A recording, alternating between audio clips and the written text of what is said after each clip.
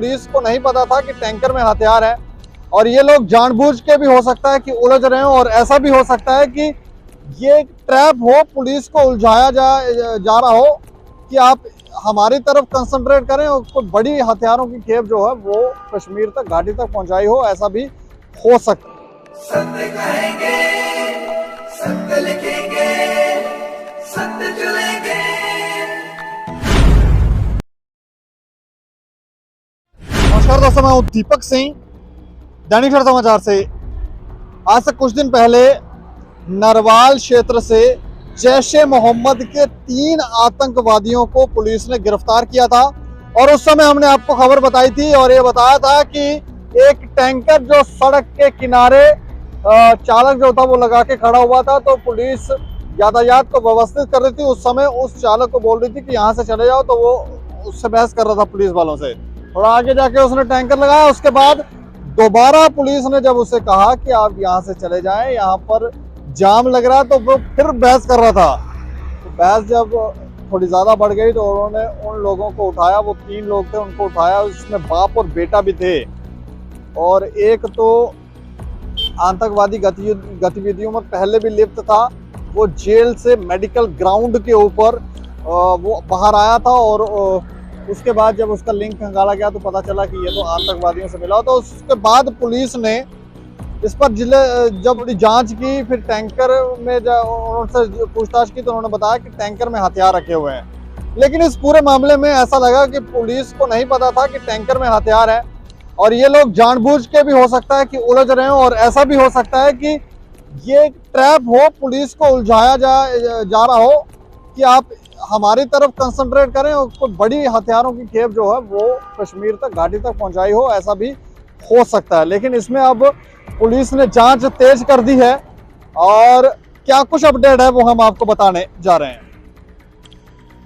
नरवाल हथियार बरामदगी मामले में पुलिस ने जांच तेज कर दी है। पुलिस जैश आतंकी के लोकल लिंक को खंगाल रही है, ताकि उनके उस लिंक का पता लगाया जा सके कि कहां से हथियार आए थे और कहां से उठाए गए थे। पुलिस की तरफ से 3 संदिग्धों को भी पूछताछ के लिए बुलाया गया। उन्हें शक के दायरे में आने के बाद बुलाया गया। पुलिस ने उनकी पूछताछ की, जिसमें लिंक का पता करने का प्रयास किया गया। इसके अलावा पुलिस की तरफ से इस केस में तकनीक का भी पूरा इस्तेमाल किया जा रहा है, जिसमें डंप डेटा के अलावा बाकी देखा जा रहा है कि जिस समय हथियारों को उठाया गया उस समय इलाके में कितने मोबाइल एक्टिव थे। जानकारी के अनुसार पुलिस ने टैंकर में हथियार के साथ बाप बेटे समेत 3 लोगों को गिरफ्तार किया था। चालक मोहम्मद यासिन की पूछताछ के दौरान पता चला था कि सीमा पार बैठे हैंडलर ने उसे हथियार लेकर आने को कहा था। उसने हथियारों को अपने घर में रखना था। जैश के आतंकियों ने हथियार लेने के लिए आना था। उसके बाद यासिन ने भी सक्रिय आतंकी बन जाना था। इसके अलावा टैंकर मालिक फारूक अहमद अपने बेटे फरहान को साथ लेकर आया था।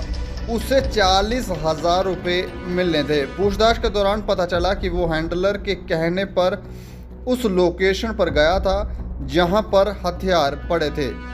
लोकेशन सिदरा में पार्क के पास हाईवे की थी। उन्होंने हथियारों को उठाकर टैंकर में रखा था।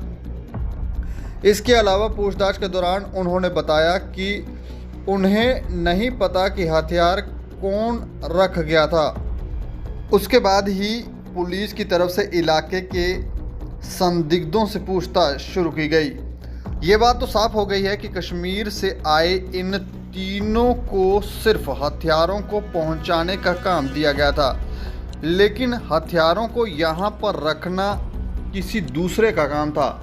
माना जा रहा है कि हथियार ड्रोन से आए हैं। ऐसे में हथियारों को छिपाने तथा इस इलाके तक लाने का काम पाक हैंडलर ने किसी दूसरे को दिया था।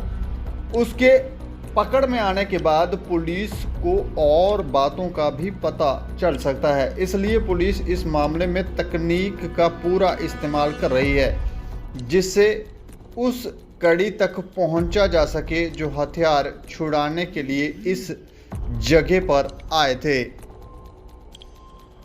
इन लोगों ने हथियार सिद्रा के हाईवे से उठाए, लेकिन अब सवाल यह उठता है कि सिद्रा में हथियार पहुंचे कैसे, किसने पहुंचाए। एक पहले हमने आपको खबर बताई थी आरएसपुरा ड्रोन मामला, जिसमें ड्रोन के जरिए हथियार जो थे वो सीमावर्ती क्षेत्र आरएसपुरा क्षेत्र में फेंके गए थे। वहां से उठाने के लिए दो लोग गए, जो एक डोडा का था, एक जम्मू का था, और उसके बाद उनको कोड दिया गया था और आगे किसी एक लड़के और लड़की ने आकर उनको लेना था।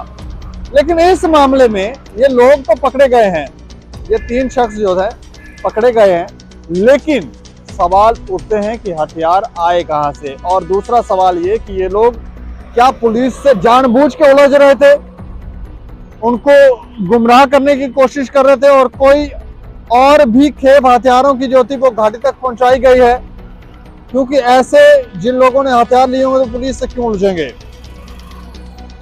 हथियार किसने लाए, सिद्रा तक कैसे पहुंचे, कहां से आए, क्या ड्रोन से आए, नहीं आए, ये सब चीजें जो है वो खंगालना जरूरी है। और पुलिस ने अपनी जांच जो है वो तेज कर दी है। आने वाले समय में क्या जानकारियां निकलकर सामने आती हैं वो देखने वाली बात होगी, लेकिन इतना तो तय है कि जम्मू के अंदर आतंकवादी गतिविधियां जो है वो तेजी से बढ़ रही हैं। आतंकवादी जो है वो सक्रिय हैं, ओवरग्राउंड वर्कर जो है वो सक्रिय हैं, और हथियार यहां से आए दिन यहां से शायद घाटी तक पहुंचाने के हर संभव प्रयास ये लोग कर रहे हैं, और हो सकता है पहुंचा भी रहे होंगे। इस खबर के ऊपर आप अपनी राय भी रखें और देखते रहें दैनिक समाचार। मुझे और मेरे सहयोगी राजीव गुप्ता को दें इजाजत। नमस्कार।